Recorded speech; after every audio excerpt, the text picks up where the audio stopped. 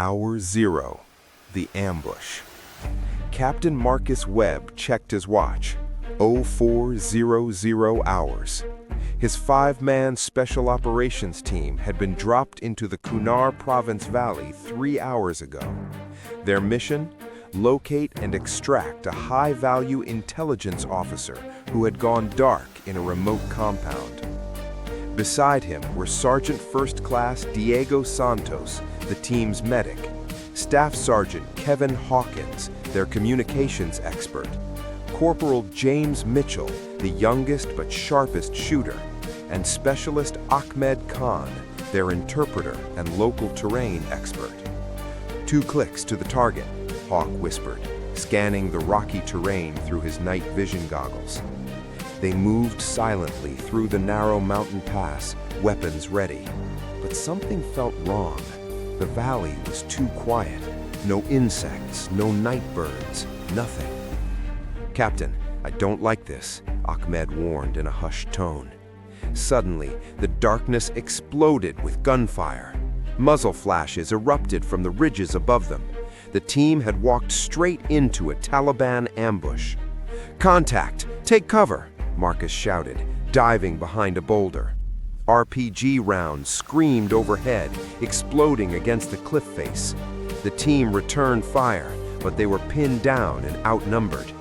"We need air support," Hawk yelled, reaching for his radio. An instant later, a bullet shattered the communication device in his hands. "Radio's down! We're cut off!" Hour 2. The escape. For 30 minutes they held their position, but ammunition was running low. Marcus made a quick decision. "We move east, into the canyon. It's our only chance." One by one, under covering fire, they retreated deeper into the rocky terrain. Mitchell took a bullet to his leg but kept moving, supported by Diego. They ran for what felt like hours, the sound of their pursuers never far behind. Finally, they found a cave system hidden behind a waterfall. They scrambled inside, and Diego immediately began working on Mitchell's wound. "Through and through, you're lucky, kid," Diego said, injecting morphine and wrapping the leg tightly. Marcus assessed their situation. "Hawk, can you fix the radio?" Hawk examined the shattered device and shook his head. "Not with parts I don't have. We're on our own." "How far to the nearest base?" Ahmed asked. 60, maybe 70 kilometers, through Taliban-controlled territory. The team exchanged grim looks. They all knew what that meant. Day 1, the journey begins. At dawn, they began their trek. Mitchell limped but refused to slow them down. They moved through valleys and over ridges, avoiding villages and known enemy positions. Around midday, they spotted a Taliban patrol, 20 fighters moving along the same route. "Down," Marcus hissed. They pressed themselves against the rocky ground, barely breathing as the patrol passed within 50 meters. One wrong move, one cough, and they'd be dead. When the danger passed, Ahmed pointed to a distant peak. "If we can reach that ridge by nightfall, there's an old shepherd trail. It's longer, but safer." They pushed on, exhausted and dehydrated. Their water was nearly gone. Day 2, trust and betrayal. The second day brought a new challenge. They stumbled upon a small settlement, just 3 mud houses. They desperately needed water and medical supplies for Mitchell, whose wound was showing signs of infection. "I'll go," Ahmed volunteered. "I can blend in, ask for help." Marcus hesitated but nodded. They watched from the hills as Ahmed approached the village. Minutes felt like hours. Ahmed returned with an elderly man carrying supplies. The man spoke rapidly in Pashto. He says Taliban scouts were here yesterday. They're searching for Americans, but his grandson was killed by Taliban last year. He wants to help us, Ahmed translated. The old man gave them water, bread, and antibiotics for Mitchell.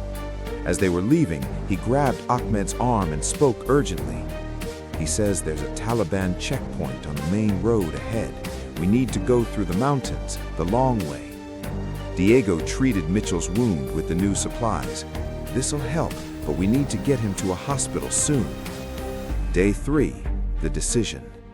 By the third day, Mitchell's fever was worsening. He was slowing them down, and they all knew it. "Leave me," Mitchell said weakly. "You'll move faster." "Shut up, kid. Nobody gets left behind," Diego growled. But Marcus faced an impossible choice. They were still 40 kilometers from safety, moving through the most dangerous terrain. At their current pace, they might not make it before Mitchell's condition became critical. "We split up," Marcus decided. "Diego, you and Ahmed take the Mitchell through the valley route. It's faster and flatter. Hawk and I will take the high ground and draw attention if needed. We all meet at these coordinates in 2 days." Diego started to protest, but Marcus cut him off. "That's an order, Sergeant." Day 4, close calls. Marcus and Hawk spent the 4th day playing a deadly game of cat and mouse with Taliban patrols. They deliberately left tracks, fired shots to create diversions, anything to pull attention away from their wounded teammate. "You think they made it?" Hawk asked during a brief rest. "They have to," Marcus replied, scanning the horizon with binoculars. Meanwhile, Diego, Ahmed, and Mitchell were making better time on the lower route. But late in the afternoon, they heard vehicles approaching, a Taliban convoy. "In here!" Ahmed pulled them into a dried riverbed covered by overhanging rocks. The vehicles rumbled past, so close they could hear the fighters talking. Mitchell bit down on his sleeve to keep from crying out in pain. They waited an hour after the sounds faded before moving again. Day 5, extraction.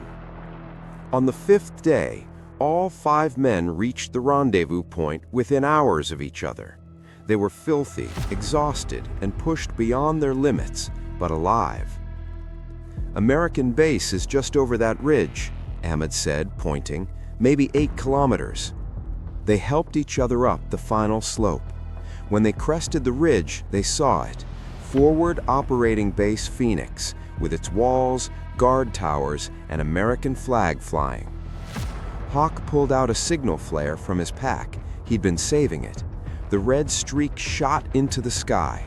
Within minutes, 2 Humvees roared out of the base toward them. Epilogue: Brothers. 3 weeks later, at the base hospital, the 5 men sat together for the first time since the extraction. Mitchell's leg was healing well. They'd all been recommended for commendations. "You know what I realized out there?" Diego said. "We're not just a team, we're brothers." Marcus nodded. "We went in as 5 soldiers. We came back as 1. Hawk raised his cup of terrible army coffee. "To Operation Ghost Walk, may we never do that again." "To surviving," added Mitchell. "To each other," Ahmed finished. They clinked their cups together, 5 men who had walked through hell and made it back, not because they were the strongest or the best equipped, but because they refused to leave anyone behind. In the chaos of war, in the brutal landscape of Afghanistan, they had proven the most important rule of all: no soldier fights alone. The end.